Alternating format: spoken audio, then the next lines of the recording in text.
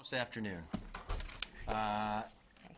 Just wanted to, we thought it'd be a good opportunity as we are at a key moment in the fight against ISIL to assess the progress that the coalition has made at this particular moment in time, and also look back at how far the coalition has come, working with our local partners in Iraq and Syria. As you all know, Acting Assistant Secretary for International Security Affairs Elissa Slotkin has been a critical member of the Secretary's team throughout the counter-ISIL campaign and been actively engaged with all of our coalition partners throughout this entire process. So we thought it'd be a good opportunity to have Elissa walk you through a little bit her perspective on where the coalition stands at this point, and again, how we got to this particular moment in time. She's also available to answer questions on other areas of her responsibility and authority, but I'll also be standing by if we could keep her focused on her world, and I'll be standing by to answer questions on other topics when she's wrapped up. So with that, Elissa, thank you for being here, and it's all yours. Great. It's great to be here. This is my last day, so it's particularly nice to see everyone and that we've traveled with and spent time with, and thanks to all of you guys for all your great support and educating me on the world that is the press. So I just thought I'd offer a couple of comments after working the counter-ISIL issue set since a long time ago. I thought I'd offer a few concluding comments just on my takeaways. I think first is that momentum and simultaneous pressure are required to succeed against this target. The military has done a fantastic job at furthering that, but we have learned through many, many years that unless there's simultaneous pressure across multiple ends of their flank, they just have the ability to disappear and pop up somewhere else. We've all learned that since 9/11, and I think I've had that affirmed for me through our operations, the importance of simultaneous pressure. We continue to make really good progress, and I think right before I came in here, we got the quick report that the Iraqi security forces have progressed all the way to the Nineveh governance building, the provincial council building, and hoisted the Iraqi flag above it. That's the seat of the government for Nineveh province. Those of you who know Iraq very well, that's a place you may have visited. It's both a symbolic victory and a significant operational victory. So thrilled to see that the success continues, and we've got that momentum that's so required. The other lesson, we've talked about this before, is that working by, with, and through local partners, the Iraqi security forces, it's not just for our health. It's because we have learned that you need to go through those partners in order for the success to stick. Working by, with, and through partners often means that we work at their speed, and sometimes we hear the echoed comment, why aren't we moving faster? Why isn't this done already? And that's because we want it to stick. And I just wanted to make that point as I depart here, particularly learning lessons from the previous Iraq war. By, with, and through, I think, has really borne out as something that has helped us make these victories stick on the ground. Related to that is that I really believe that stabilization and governance in these areas is phase 4 of the military operation. It cannot be left out if you want to actually have a lasting defeat. It's something that is sometimes harder to do than the military victory, but it is absolutely required. So something that we've worked hard with the Iraqis to do is figure out what is the plan after the military victory. And they've learned through hard experience in Tikrit, in Fallujah, in Ramadi, and now they will have that challenge ahead of them in Mosul. And I just wanted to make the point that without that stabilization and governance plan, the job is not done. The other thing I've learned, and many of you have traveled with us and seen this in action, ISIL is a global threat, so it requires a global response. We cannot do this by ourselves. We cannot do this bilaterally with just a few other countries. We need a global response. So we've invested heavily in global coalitions, 60-plus countries, and I feel very firmly that that will be required, and a significant level of coalition engagement will be required in order to actually complete the task. And it may not just be a military lead in the future. I hope that it won't be a military lead, but you must have that global response. It also requires senior leader engagement. That's why the coalition structure, the minister level meetings that we've brought together are so important, because you need to have senior leaders at the top of their government forcing their political systems to constantly be looking at contributions. Right now, the coalition makes up over 40% of the forces that we have on the ground in Iraq. We cannot do that. We cannot do the level of effort we need without the coalition. So I've come away with a firm belief that that is needed. The coalition engagement continues unabated despite the transition that is going on right now. Every country has an LNO down at CENTCOM. They are living and working together. I saw the Australians yesterday. It is a engagement that we are handing off as responsibly as we can as a new team comes in here. The reason the coalition, another reason the coalition is so important is because in this campaign versus the last war, the requirements on the ground change every 6 months. This is not that we have one plan sealed, one operational set of requirements sealed and delivered that doesn't change. This campaign and going by, with, and through local partners requires you to constantly be looking at what more do you need. What should be tweaked. We saw this with Ramadi when we had the Iraqi security forces had a really hard time with the IEDs. We needed to adjust our training. We needed to send in trainers who had an expertise on IEDs. We adjusted, we gave them that training, and then they went in. That's the kind of flexibility on the ground that I have always said is a strength, even when people criticize it as sort of adjusting the strategy regularly. That to me is a strength, not a weakness. And then going forward, you know, the Middle East is a complicated place. And for the Department of Defense, the counter-ISIL campaign has been our primary our effort in the region. And even as regional policies change, I really think the counter-ISIL campaign must be the North Star. And a new administration is coming in. They may decide to do something very different, but making sure we maintain focus on the counter-ISIL campaign first, I think is absolutely critical to maintaining the level of pressure on the organization. So let me stop there, and happy to take your questions.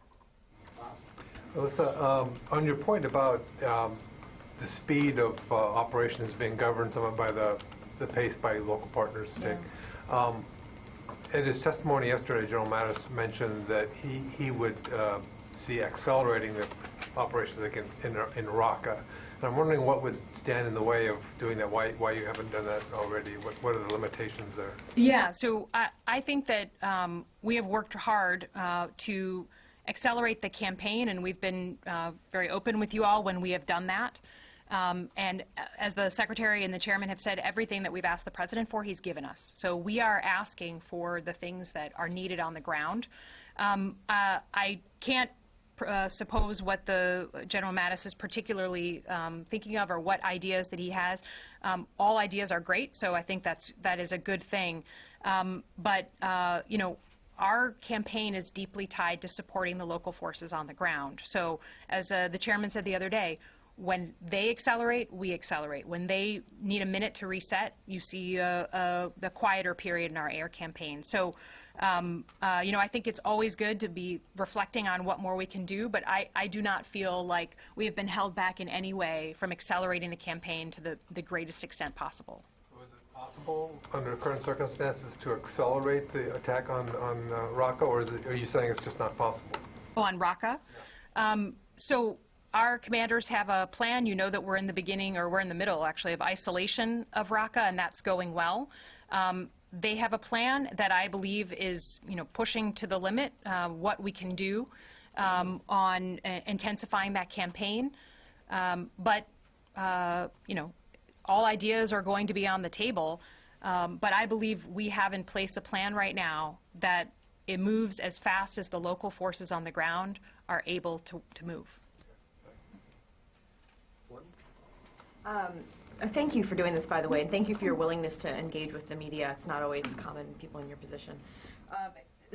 On Syria still, can you just talk a little bit about the increasingly complicated relationship between the U.S. and Turkey, specifically with regard to Syria? What does the Russian involvement specifically with al-Bab do to the situation do you see it actually plausible that the U.S.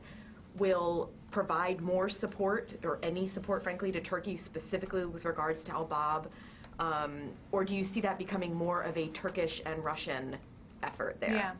So, we are engaged on an hourly basis with the Turks on counter-ISIL campaign in Syria. We have a liaison team that's resident in Ankara. They are engaging every single day on the full spectrum of coalition support to the campaign. You know that we've done everything from air support, surveillance. We've had forces on the ground helping and advising. So the full suite of coalition support is there, and it's something we talk about every day with the Turks. We have talked with them about al-Bab. They know that we are in that conversation with them, and there's a whole suite of things that we're talking about providing. I don't want to get into the details. That's part of our private conversation with the Turks, but I don't see al-Bab as radically different than other places in Syria where we've actively worked with the Turks. Now, the Russians are there, and so that definitely is an important factor. But we have, over the past, I guess it's now almost 18 months, figured out how to work and keep ourselves safe with all the aircraft that are flying in that airspace. Obviously, with the coalition, that's very easy, and with the Russians, we've worked out procedures that help keep us safe. So those kinds of things are still working. They're still functioning, including on al-Bab. I don't think al-Bab signals some new change in something. I think that wherever there's ISIL, we want to counter that, and we are in support of that. So, but the Turks have been pretty open about how they want to take al-Bab and then move northeast towards Manbij, to take Manbij, which was, in the U.S. view, has already been cleared of ISIS. So is that an impediment? Is there some, I know you don't want to talk about any specifics, but is that sort of a stopping point for the U.S.? The U.S. will not provide any help to the Turks for al-Bab unless they say they won't go on to Manbij? Or is there what, I guess, if the U.S. keeps saying they've been offering help to the Turks, and the Turks are having a tough fight in al-Bab, why are they not accepting it? And then why have they accepted help from the Russians? Yeah, so again, I'm not going to get into the back and forth of the conversation. I will just tell you, we are all about hitting ISIL where there is ISIL. If there's not ISIL, that's not our mandate. So that is an important distinction. We have always made it in any kind of conversation we've been having with any ally on Syria. That continues. But I am not aware of any conditionality, any kind of quid pro quo. We are having those conversations, and there is support that's being provided. And I can't get into the details of the back and forth. And we don't want that conversation to be happening via the press, to be honest. Support provided from the U.S. to the Turks, you mean? There are, of course, there's support, yes. To al-Bab, though? Yes. Okay. Thank you. Oh, sorry. So what support has been provided? Because I think we've heard that there's been one sort of overflight, sort of show of force. Has that happened again? Is there ISR going on? I mean, what's happened in the past in al-Bab for Turkey? So, again, we have these liaison teams who are working on a daily basis with the Turks. So obviously they're having conversations about al-Bab, about strategy and approach. We have provided some ISR support on al-Bab. We have, in areas north of there, as you know, provided ground forces and the whole suite of air support. So those are the kinds of things that we're talking about sort of on an hourly basis with the Turks. Have you dropped munitions in al-Bab? I am not aware that we have. No. Yes. Thanks, Elissa. Have you been meeting with the transition team? And if so, what have, to the extent you can share with us, what have you been advising them on, like, the next steps ahead for the war on ISIS? Yeah. So I don't want to get into the details of those conversations, but we have been meeting with the transition team. They've been very open. The secretary, I mean, from the president on down, we were given guidance to do as open and transparent and healthy a transition as possible. I was part of that transition when it went from Bush to Obama, so it's part of our responsibility here, and I feel very positive that we've been living up to it. As you can imagine, they've been asking about the big issues, the big defense and security issues that are in my area of responsibility. They've been open, they've been interested, and we have been giving them our best policy advice based on our experience. But that's the level of detail I feel comfortable going into. Okay, and then one more, in the 2 years or so under Secretary Carter, are there specific actions where there was a lesson learned? Like, for example, the first generation of Syria Train and Equip, were there lessons learned from that applied to the fight now? Lessons learned the hard way? Yeah, Is that what you exactly. mean? I think I will say I learned a lot from the operations that took place around Tikrit. That was some of the first time where we had Iraqis launching an operation to retake an important city and needed our support.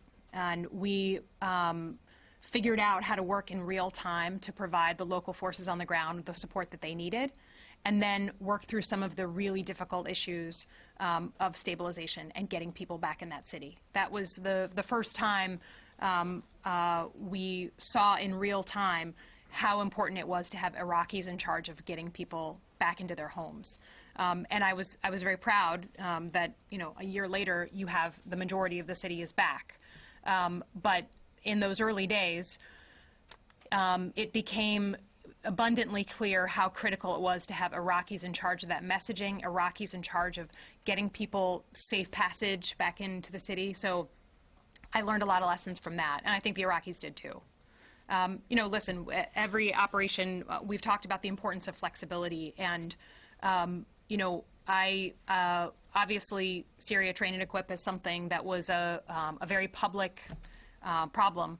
But we learned a lot from it. We learned a lot about vetting, about how to run a program, how to think about who was going to be the right folks to go back in.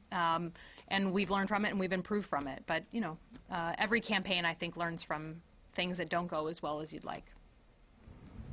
Yes, Laurent. Coming back to the situation in Al-Bab, the Russians have said that they have signed an agreement with the Turks on the coordination for strikes in Al-Bab. Have the Turks informed you about that agreement, and do you think it's a positive step in the fight that is going on? So I did see that, and I to be honest with you, on a policy level, I had not heard that, but on a military level, we're checking to see if folks have seen a copy of it or are aware of it, confirming that it's true. Honestly, when I saw the reports, I was pleased because I know how important our MOU has been to safety negotiations. I negotiated that with the Russians, and we've both, I think, lived up to it in good faith. And it's helped keep our pilots safe. We are operating in historically close distances.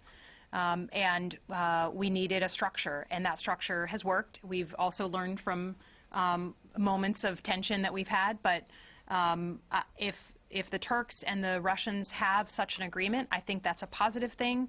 Anything that helps promote transparency and safety is better than not. I have two questions. Hi. Can you talk a little bit about the tension between trying to build up a force in Syria to do the Iraq operation that is capable enough and available enough to do an operation in the near term, with the YPG, and then wanting it to have a sufficient number of Arabs so that you don't exacerbate these sort of long-term ethnic tensions? And then the question on Iraq is, can you just talk a little bit about the stabilization and governance plans for post-Mosul, because it hasn't gone, entirely smoothly in some of the other places? Sure. So on Syria, the local forces there, I think this concept that we all banked on, frankly, the snowball effect of success breeding success and success breeding additional recruits who are interested in working with you, I think that is borne out in Syria. And, our numbers are somewhere around 50,000 for the SDF, for the Syrian Democratic Forces. That's a big number. And that is not the number it was a year ago. And the theory of the case that as you liberate new areas from ISIL, people did not like living under ISIL, and they volunteer. So we have seen that borne out, and even since the Manbij operations, frankly, we've seen a number of a significantly larger number of Arabs come into the fight. So I think it's about 50% at this point as sort of Arab Turkoman, the whole host of other folks besides the Kurds. And I think that's a pretty healthy number given the importance of the coming fight in Raqqa, which is an Arab town. So you have to be conscious of it. You have to work on it every single day. But I think that theory of the case that success breeds success has borne out. Does Manbij, like the aftermath of Manbij, make you worried? Because there have been some tensions there about who's in control and stuff. You know, I think, again, it just sort of hits on my governance point. I mean, that's tension comes when people don't know who's going to be in charge and how they're going to govern. So that's the importance of being transparent about those kinds of things. So I'm not worried. I think that people on net absolutely prefer the SDF to ISIL. And I think we've seen that borne out. And what they're concerned about, which there is a legitimate concern, is who's going to be in charge and how are they going to incorporate my views, my concerns. And I think that's natural, and I think that has to be addressed, but I don't think those concerns are greater than their concerns over living under ISIL. On the Iraq, on stabilization and governance there, so, you know, the process that I think the Iraqis have learned from experience that works is as areas are liberated and cleared, particularly of IEDs, then the Iraqi government sends in people with a large inject of cash and support for local cleanup and kind of rehab projects, get people working, get people, you know, getting some income, and then relying on the elected councils from that area to put together a bit of a stabilization plan. That worked in a number of other Iraqi cities. And I think that is the approach that they are taking in Mosul. Mosul is obviously much larger, so it's a much more important and difficult task. But at least they've had the experience of multiple other cities to go with. The governance issue, which in our parlance, stabilization is kind of the sort of more short and medium term, whereas governance is sort of the big, what is the more longer term way forward. Those are very much the really tough work that the Iraqi government must do. Some of the fundamental tensions that have existed since 2003, they are borne out in things like governance. So they're very difficult, and they will require the highest levels of the Iraqi government to solve those issues. And I think the good news is Prime Minister Abadi, President Barzani, they know the importance of getting this right. They are motivated to try and solve it. And they have the cooperation, the unusual cooperation, frankly, and positive cooperation of the Mosul campaign as a backdrop for that important political work they're going to have to do. Yes, Thomas. Hi, Elissa. Hi. Thanks for doing this. So at the top you said that the pace of the campaign is dictated largely by the by, with and through component. Yeah. And you know, you're going as fast as you can per the local forces. How worried are you personally that there is going to be this new pressure to energize, to speed up and increase the tempo of the campaign? And it could actually ultimately, could it have a deleterious effect? Could it slow things down where the pace goes beyond that of the local forces? I guess because our uniformed military is not transitioning, because it's the same leaders on the ground here in the building, and I've been hearing their best military advice for years now on this, I am not, that is not a concern of mine that we're going to get ahead of the local forces. I think that particularly the air campaign is so deeply tied to the movement of the forces on the ground that I have a hard time understanding how we would get so far ahead. Now, will we continue to take unilateral strikes to go after key ISIL leaders? Absolutely.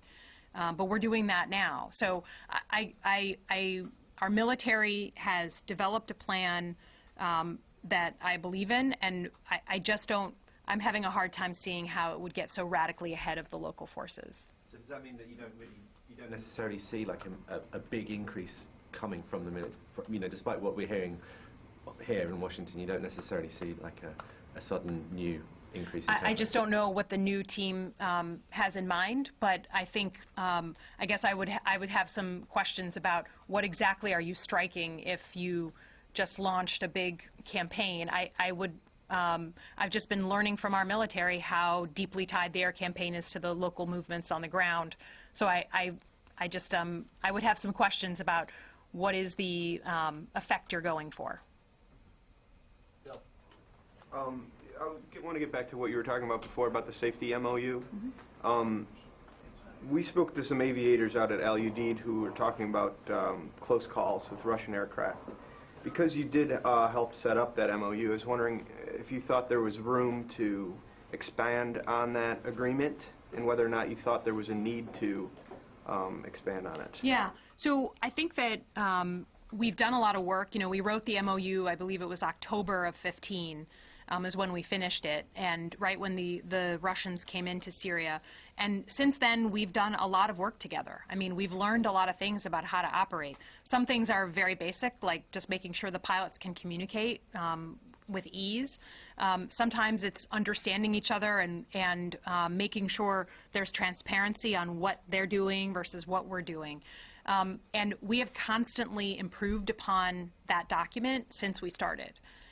So I'm in total favor of, as necessary, in order to keep all these guys safe, to expand upon it as needed. Absolutely. I wanted to ask you about, thanks for doing this, by the way, post-Mosul. I think a lot of people are probably under the impression that once Mosul is finished, that, you know, that's the end of the caliphate in Iraq and so forth, but there are, in fact, more battles to be had, especially in western Iraq. And so what is the enduring U.S. presence in Iraq as far as what you're seeing now, what this building is seeing in this administration? I'm sure that's probably something the incoming administration has been concerned about as well. Yeah. And I think that question will have to be put to the next team. But honestly, it will be up to the Iraqis. I mean, just like the last time around, they will have to give us their sense of what is of interest to them in the long term. I think the Prime Minister has been pretty open about the need, at least, you know, beyond Mosul, we are going to need a strong coalition presence because the fight is not done. But in terms of the long-term disposition, it's just an inherently Iraqi question. Now, will the next team have to make a recommendation? Of course. And my feeling is that some sort of relationship with the United States over the long term is a positive thing. That doesn't mean it looks like what it looks like today. But I think, again, because of the lessons we've learned on needing a lasting defeat, this is not something that's a short-term conversation. We have a ways to go still. Is the U.S. preparing for a long presence in Iraq in places like al-Assad and these other bases where we have numbers of American troops? I wouldn't describe it that way, no. Where do you see the next battles? Well, I mean, all you have to do is look at a map and that sort of inkblot chart that is always out there, and where is ISIL? They are in western Iraq, and that border needs to be reestablished. I mean, this is an issue of Iraqi sovereignty, and right now we have some areas that still remain an open, an open place, an open plain, and we've seen ISIL in the past exploit that. We are trying to cut that off. The Iraqis are very focused on how do we get to the border after Mosul, and I think that to me is where I will be watching from the sidelines as you go up the valley and try to reestablish some sort of traditional border. Will they have enough forces with Mosul having to be held at that point? Well, that's why stabilization and governance is going to be so critical, because they need forces to be shifted around Iraq and to focus on other battles. And I think the Prime Minister gets this intimately, that he does not want Iraqi forces, Iraqi army forces in a downtown area. He knows that that is not healthy, and that's a great thing. But you need to have enough police forces, hold forces, and the city needs to be stable enough that other forces can be moved to other battles. And that's why stabilization is so critical, because if the things are unsettled, then they can't go on to finish the fight. You got time for probably one or two more? Tony? I came in late, so forgive me if this has been asked, but in your world, has there been much discussion of what impact keeping 3,000 to 4,000 troops in Iraq after 2011, if we didn't pull out of Iraq, you know the debate, would that have had much of an impact or any impact on stemming ISIL's rise in Iraq? Yeah. So I I think the key piece of information that is always missed in this conversation is that the Iraqis play a critical role in deciding whether any country has a presence within their borders. That's their sovereign right.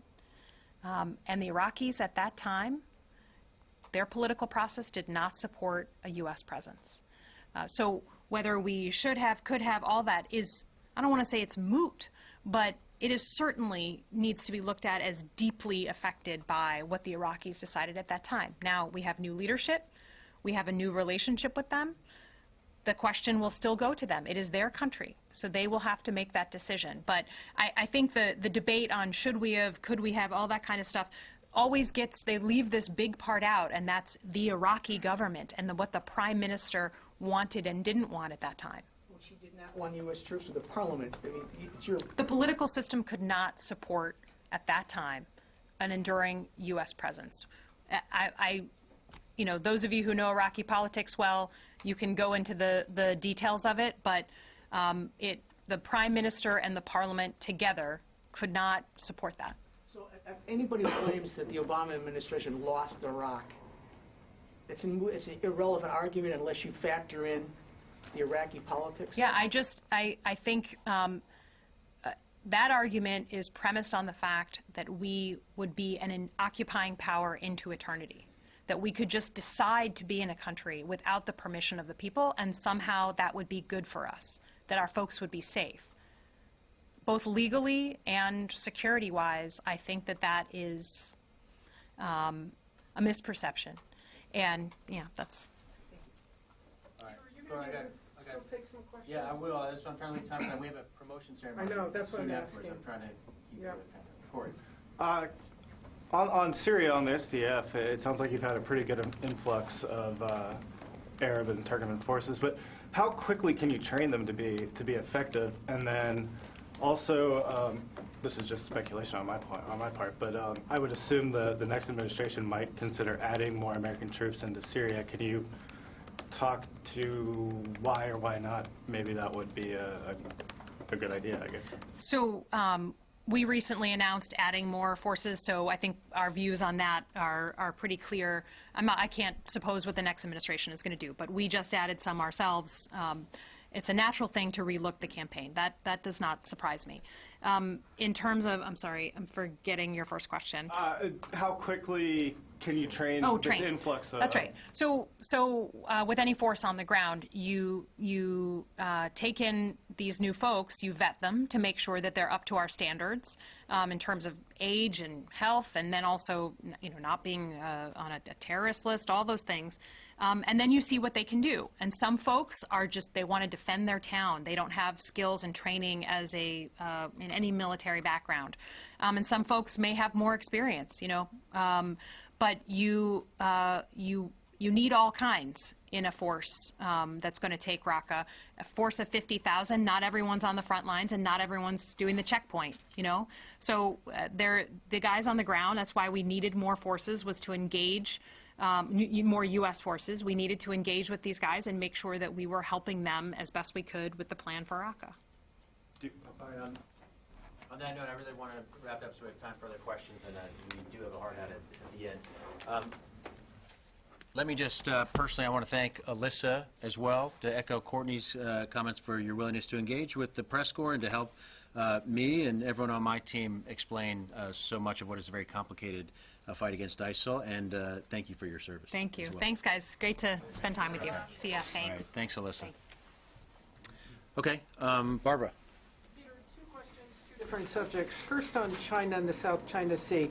Chinese state-sanctioned media is saying that I think you're aware that the U.S. would have to wage large-scale war in the South China Sea if it wanted to prevent Chinese access to the islands it's developing. Does the Pentagon have a reaction to that from the Chinese, please? I'm not aware of that particular report this morning. I will just reiterate what we've been saying all along about the South China Sea, and you've heard the Secretary even yesterday talking about this, that we have been operating in the South China Sea, in the Asia Pacific, for decades. The U.S. military has. We continue to believe that These disputes in the South China Sea should be resolved in a peaceful fashion through dialogue and through diplomacy. There's been court rulings to this effect that are, of course, we think significant and should be abided by claimants there. We don't take sides in these disputes.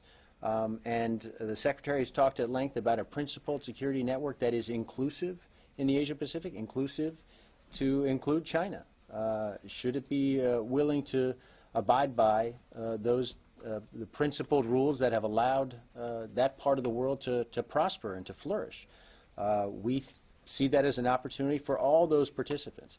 And we will continue to fly, sail, and operate everywhere international law allows, including in the South China Sea. And we, again, call on all those claimants, all those who are part of these disputes, to do what they can to reduce tensions there, including to refrain from any militarization of those features. And we think that is a step that all those countries could take, China included. And very quickly on another topic, the Secretary's statements on Charlie Rose last night regarding Abu Bakr al-Baghdadi, the Secretary was very definitive about this. When asked about Baghdadi, the Secretary said he moves around. That is a current statement from the Secretary, much more definitive than he has been recently. What should we take away from the Secretary's statement that has led him to say Baghdadi, that led him to say last night, Baghdadi moves around?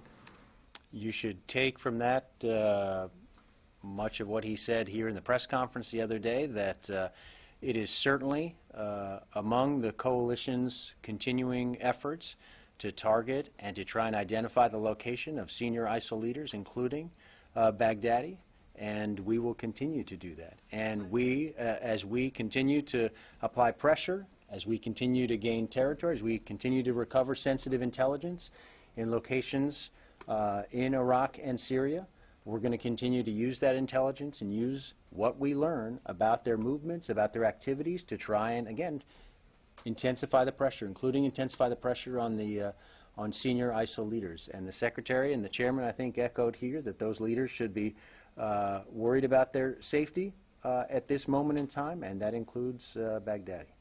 But he is saying that you know that Baghdadi's moving around now. I think, Barbara, I think it's logical to think, first of all, that given the kind of pressure we've applied and our partners on the ground have applied and the loss of territory, that any ISIL leader who is not on the move and trying to is at risk.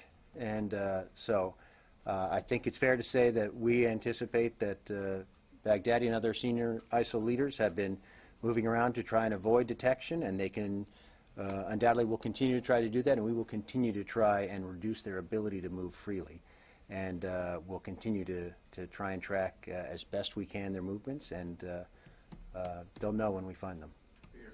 Yes, David. The head of the D.C. National Guard, Major General Schwartz, has just given an interview in which he said he's been ordered removed from his command effective 1 minute after noon on the 20th. Can you explain that situation? David, I honestly do not know. That's the first I've heard of that report, so I'll try and find out whatever information I can, but I'm not aware of that particular situation. Could you get us an answer on that? And also, does that mean... Have you checked with the National Guard Bureau? And It's happened while we've been in here. Okay. Again, this is news to me. And whether all 50 heads of National Guards in the states are going to be removed as of 1 minute after noon? We'll try and get whatever information we can appropriate for us to speak to with regard, obviously, to National Guard issues. And who would have had the authority to do that?